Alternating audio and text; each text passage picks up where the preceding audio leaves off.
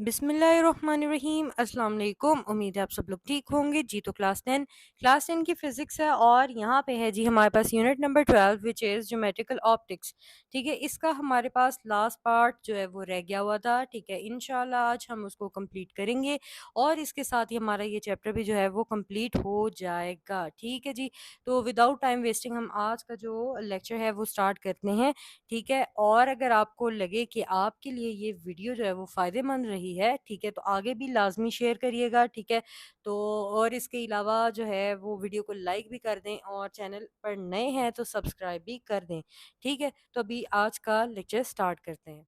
जी, तो स्टूडेंट्स हम लोग आ गए हैं पेज नंबर 59 पर, जो कि आज हमारा टॉपिक है दी ह्यूमन आई। ठीक है, इसके ऊपर हम लोग देखेंगे कि ये लॉन्ग क्वेश्चन है। अगर ये लॉन्ग क्वेश्चन है तो इसको हमने किस तरह से अटेम्प्ट करना है। ठीक है, तो थोड़ा-सा मैं ज़ूम कर देती हूँ। ठीक है, आप आराम से जो है वो देख पाएँगे। जी, यहाँ पे आप देख पा रहे हैं, यहाँ पे ये लॉन्ग क्वेश्चन है और इसका क्वेश्चन जो है वो आप नोट कर सकते हैं कि क्वेश्चन कुछ इस तरीके से आपको आ सकता है। Explain the structure and working of human I. Human आई का जो है वो आपने स्ट्रक्चर बताना है और इसके अलावा आपने इसकी वर्किंग जो है ना वो लिखनी है। ठीक है, ये आपको लॉन्ग क्वेश्चन में आ सकता है। सबसे पहले आप इसकी मेन हेडिंग जो है वो दी ह्यूमन आई जो है वो लिखेंगे। यहाँ से लेकर यहाँ तक जो है वो आप लिखेंगे। इसमें से ये जो शोन इन लिखा हुआ है ये आप काट दीजिएगा। ठीक है, क्योंकि आपने ये फिगर जो है ये 12.35 ये हमारे पास बुक के अंदर लिखा होता है। आपने अगर ये बनानी है तो बना के साथ ये आप मेंशन इसके जो है ना जितनी भी सारी चीज़ें बनी हुई हैं ये जो लिखा हुआ है ये भी आपने साथ मेंशन करना है और ये डायग्राम भी आप बनाएंगे। यहाँ तक आपने यहाँ से लेकर यहाँ तक आप क्या करेंगे, ह्यूमन आई की हेडिंग के साथ लिखेंगे। इसके बाद यहाँ पे आप कन्वर्जिंग लेंस की हेडिंग दे सकते हैं। यहाँ से लेकर यहाँ तक ये कन्वर्जिंग लेंस की हेडिंग के तौर पर याद होगा। ठीक है, इसके बाद यहाँ पे कॉर्निया है, यहाँ से लेकर यहाँ तक आप कॉर्निया की हेडिंग देंगे और इसके साथ ये लिखेंगे, कॉर्निया के बारे में लिखेंगे। इसके बाद आइरिस की आप लोग हेडिंग देंगे। ठीक है, यहाँ पे यहाँ से लेकर तो यहाँ तक ये आइरिस की हेडिंग के साथ लिखेंगे आप, क्योंकि जितना आपका जो है ना लॉन्ग क्वेश्चन आप डिटेल में लिखेंगे, ठीक है, और हेडिंग्स बना के लिखेंगे, काफ़ी अच्छा प्रेजेंट होगा। ठीक है, इसके बाद यहाँ पे इट को काट के आप आइरिस लिखेंगे और ये जो है आइरिस हैज़ एन इस तरह से ये लिखा जाएगा और यहाँ पे आप प्यूपिल की हेडिंग देंगे और यहाँ से लेकर यहाँ तक आप प्यूपिल की हेडिंग के साथ जो है ये लिखेंगे। इसके बाद नेक्स्ट हेडिंग आपने देनी है lens of the eye. Lens of the eye की हेडिंग देने के बाद ये आपने यहाँ से लेकर यहाँ तक लिखना है और इस तरीके से आपका ये लॉन्ग क्वेश्चन कंप्लीट हो जाएगा। अब ठीक है, अब यहाँ पे बच्चे कहेंगे कि इतनी सारी हेडिंग्स जो हैं वो हमें याद कैसे रहेंगी। बच्चों यहाँ पे मुश्किल कुछ भी नहीं है।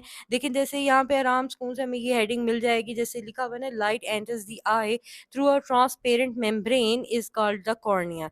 ठीक है, यानी जो लाइट है वो एंटर हो रही है ट्रांसपेरेंट मेम्ब्रेन से, इसको हम कॉर्निया कहते हैं। तो यहाँ से ये कॉर्निया की हेडिंग जो है यानी ये नाम उठा के हम हेडिंग बना देंगे। इसी तरीके से आइरिस से ये देखेंगे, अब यहाँ पे है the iris is a coloured portion of the eye. Eye का जो है ये कलर्ड पोर्शन होता है। ये किसकी जो है हेडिंग बन जाएगी, आइरिस की जो है ना ये हेडिंग बन जाएगी। ठीक है, उसके अंदर आ जाएगा and controls the amount of light reaching the retina. और जो रेटिना के ऊपर लाइट जो है वो पहुंचती है उसको जो है ये उसके अमाउंट को कंट्रोल करती है। उसके बाद ये प्यूपिल की हेडिंग जो ये आप देख रहे हैं यहाँ पे इस कॉल्ड प्यूपिल लिखा हुआ है, आराम से आपको जो है ना हेडिंग मिल जाएगी। और इसके बाद लेंस ऑफ द आई ये आपको जो है ना इसकी भी हेडिंग यहाँ से मिल जाएगी। उम्मीद है आपको ये लॉन्ग क्वेश्चन की अच्छे से समझ आ गई होगी। ठीक है, और अगर ये अलग अलग से भी आ जाए कि कॉर्निया क्या है, आइरिस क्या है, प्यूपिल क्या है, लेंस ऑफ आई क्या है, तो भी आप ये लिख सकेंगे। ठीक है जी, नेक्स्ट टॉपिक है हमारे पास अकोमोडेशन का। अकोमोडेशन जो है ये हमारे पास शॉर्ट क्वेश्चन में भी आ सकता है। अगर आपको ये लॉन्ग जो है वो करवाया हुआ है उन्होंने तो आप लॉन्ग ही ज़रूर करें। इसके साथ ये जो है ना अकोमोडेशन की ये जो डायग्राम बनी हुई है ये भी आप लाजमी जो है वो करेंगे। इसकी डेफिनेशन आपने कहाँ से याद करनी है और कितनी याद करनी है वो आपने याद करनी है जी। ये ब्लू बॉक्स यहाँ से the variation of focal length of the eye lens to form a sharp मतलब clear image on retina is called accommodation. इसके बाद यहाँ से लेकर यहाँ तक it is the large in young people while it goes on decreasing with age, ये आपने एकोमोडेशन के साथ लिखना है। इसके बाद जो है ना इसके जो डिफेक्ट हैं, ठीक है, वो किस तरह से, ये अगर आपको पूछा जाए कि जो हमारे पास डिफेक्ट आ जाते हैं एकोमोडेशन में, ठीक है, उसको कैसे करेक्ट किया जा सकता है, तो ये यहाँ से लेकर यहाँ तक जो है ना आप कर सकते हैं। लिखा हुआ है डिफेक्ट इन एकोमोडेशन में be corrected by using different types of lenses in eye glasses, ठीक है, तो ये इसके साथ आप लिख सकते हैं। ठीक है जी। इसके अलावा अगर ये आपको लॉन्ग क्वेश्चन में कराया है तो आप लाजमी करेंगे, ठीक है, और इसके अंदर ये आपने अच्छे से जो है ना मतलब डेफिनेशन के साथ साथ आपने इसकी अच्छे से रीडिंग भी करनी है, क्योंकि इसमें सिलरी मसल्स रिलैक्स के बारे में भी लिखा हुआ है। इसको भी आपने जो है ना अच्छे से बीच में देख लेना है। इसकी आपने ना अच्छे से रीडिंग करनी है। रीडिंग करके इसके अंदर से ये सिलरी मसल्स के बारे में भी आपने अच्छे से पढ़ लेना है, ठीक है। अगर ये आ जाए तो आप लोग आसानी से कर पाएंगे, और साथ में ये डायग्राम भी आप करेंगे, ठीक है जी। इसके बाद हमारे पास है जी यहाँ पे near point and far point. Near point और फार पॉइंट की ये डेफिनेशन है, यहाँ से लेकर तो यहाँ तक पहले आप ब्लू बॉक्स डेफिनेशन लिखेंगे, ठीक है। इसके बाद आपने यहाँ से याद करना है व्हेन, ये लिखने के बाद आपने लिखना है when we hold a book too close the print is blurred because the lens can not adjust enough to bring the book into focus. ये लिखने के बाद this distance is also called the least distance of the distant vision. फिर इस तरीके से ये आपने लिखना है, पहले ब्लू बॉक्स लिखेंगे, फिर यहाँ से व्हेन से लेकर फोकस तक लिखेंगे। इसके बाद जो है ना ये आपने यहाँ तक ये लाइन लिखनी है, ठीक है जी। अच्छे से समझ आ गई होगी आपको। और ये किसकी डेफिनेशन है? ये नियर पॉइंट की डेफिनेशन है, ठीक है। इसके बाद यहाँ से लेकर तो यहाँ तक जो है ना ये आपने रीडिंग करनी है, कि जिसमें आपको बताया जाएगा कि कितनी मतलब एज तक जो है वो आई साइड जो है ना वो हमें कितना, मतलब कितने सेंटीमीटर्स तक नज़र आता है, या इस तरीके से ये आपने इसको रीडिंग कर लेनी है, अगर एमसीक्यू में आए तो आप लोग बता सकें। इसके बाद हमारे पास है फार पॉइंट। फार पॉइंट की डेफिनेशन यहाँ से लेकर यहाँ तक लिखेंगे, इसके साथ अ पर्सन विद नॉर्मल आई से लेकर इन्फिनिटी तक हम लिखेंगे, ठीक है जी। इसके बाद ये हमारे पास डेफिनेशन है फार पॉइंट की, ठीक है। मैंने आपको नियर पॉइंट का भी बता दिया किस तरीके से लिखना है, और फार पॉइंट का भी बता दिया किस तरीके से लिखना है। इसके बाद हमारे पास है जी defect of vision. Defect of vision हमारे पास कितना है, यहाँ से लेकर यहाँ तक डिफेक्ट ऑफ विजन है, ठीक है। और ये साथ में आपने ये वाली जो 3 लाइन्स है ये भी लिखनी है, ठीक है। तो ये आपके पास डिफेक्ट ऑफ विजन की डेफिनेशन आ जाएगी। इसके बाद है नियर साइटेडनेस। ये इसकी डेफिनेशन हमने करनी है। डेफिनेशन के साथ मैं आपको बताऊंगी कि यहाँ पे आपने ना इसका रीज़न भी जो है वो बताना है, नियर साइटेडनेस का रीज़न भी बताना है, ठीक है, और इसकी करेक्शन भी बतानी है, ठीक है।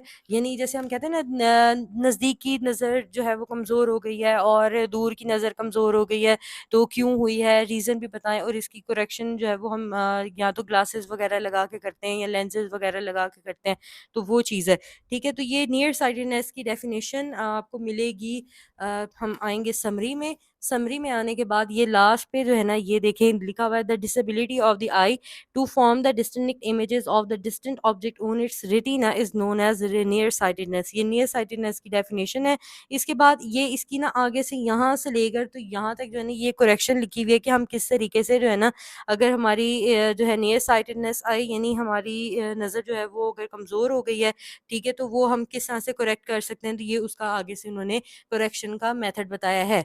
इसके बाद इसका रीज़न क्या है? रीज़न के लिए आपने आ जाना है जी यहाँ से इट मे ड्यू टू, यहाँ से आप याद करेंगे it may be due to the eyeball being too long. यहाँ से ये आप देख रहे हैं यहाँ तक प्रोड्यूस तक आप करेंगे, ठीक है। अच्छा, अगर ये डेफिनेशन हाल ही पूछी जाती है तो सिर्फ आप डेफिनेशन लिखेंगे, अगर थोड़ा सा डिस्क्राइब करने के लिए बोल देंगे तो फिर ये सारी चीज़ें आप साथ लिख देंगे, ठीक है जी। इसके बाद हमारे पास आ जाता है जी फार साइटेडनेस की जो डेफिनेशन है, इसका यहाँ पे आपके पास आ जाएगा फार साइटेडनेस की डेफिनेशन। यहाँ से भी कर सकते हैं, ये डेफिनेशन है। इसके बाद ये रीज़न है और इसकी करेक्शन वही आपको समरी से मिलेगी, तो समरी में ही हम चले जाते हैं। ये यहाँ से when far sightedness sighted eye tries to focus, ये लिखा हुआ है when far sighted eye tries to focus, यहाँ से लेके तो बिहाइंड द रेटिना तक ये आपके पास रीज़न है, ठीक है। और इसकी डेफिनेशन के लिए अगेन हम लोग आ जाएंगे समरी में। समरी में आने के बाद यहाँ पे आप देख रहे हैं बिल्कुल वैसी ही है जैसे नियर साइटेडनेस की थी, इसी तरीके से फार साइटेडनेस की डेफिनेशन है यहाँ से लेकर यहाँ तक, ठीक है। इसके बाद ये इसका जो डिफेक्ट है ये हम किस तरह से ठीक कर सकते हैं, ये यहाँ से लेके यहाँ तक है। ठीक है, ये हमारे पास डिफेक्ट की करेक्शन हो गई। ठीक है, फार साइटेडनेस के लिए। और इसका जो रीज़न है वो रीज़न हमें मिल गया यहाँ से, ये जो फार साइटेडनेस की हेडिंग लिखी हुई है इसके नीचे से, कि when a far sightedness eye tries to focus, यहाँ से लेकर यहाँ तक। इसके अलावा इनकी जो डायग्राम्स बनी हुई हैं साथ में नियर साइटेडनेस की भी, ये वाली भी, ठीक है, और फार साइटेडनेस की भी ये वाली। ठीक है, तो ये आप लोगों ने करनी है। और इसके अलावा ये आपके पास जो है ना चैप्टर कंप्लीट हो गया। उम्मीद है आपको जो है वो अब सारी आपकी प्रॉब्लम क्लियर हो गई होगी। ठीक है, इसके अलावा भी अगर आपकी टीचर ने आप लोगों को कुछ और भी मार्क वगैरह करवाया है तो आप लाजमी करें। ठीक है, तो ये इंटरेस्टिंग इन्फॉर्मेशन वगैरह जो भी होता है इनको भी आप देखेंगे।